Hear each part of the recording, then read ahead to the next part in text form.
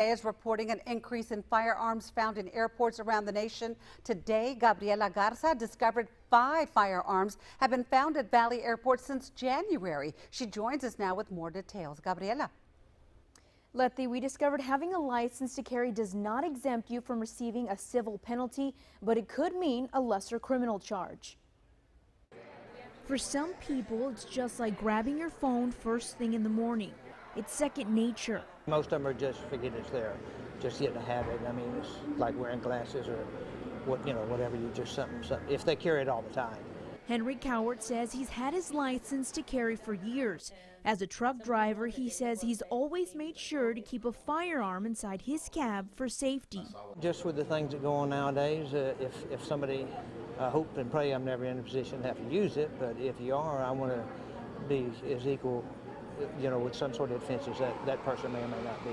But when it comes to flying, Cowart says it's something he makes sure he leaves at home.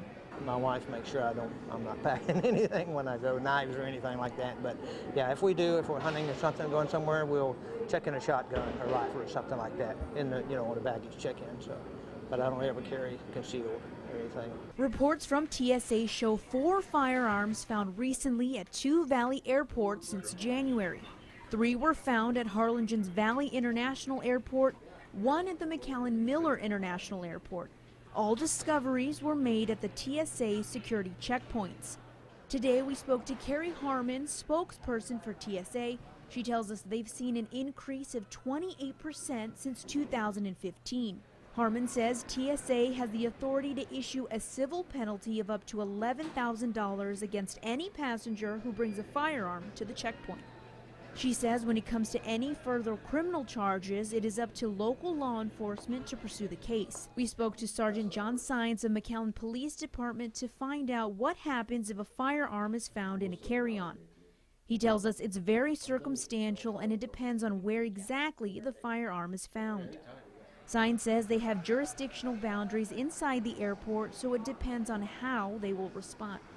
We wanted to find out if any criminal charges were taken in these cases. We reached out to the Hidalgo County District Attorney Ricardo Rodriguez Jr. and the Assistant U.S. Attorney's Office.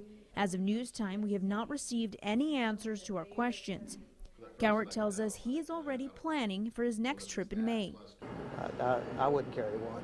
In case I did, it would be by accident. He says he'll continue to double check before he makes his way through security at the airport.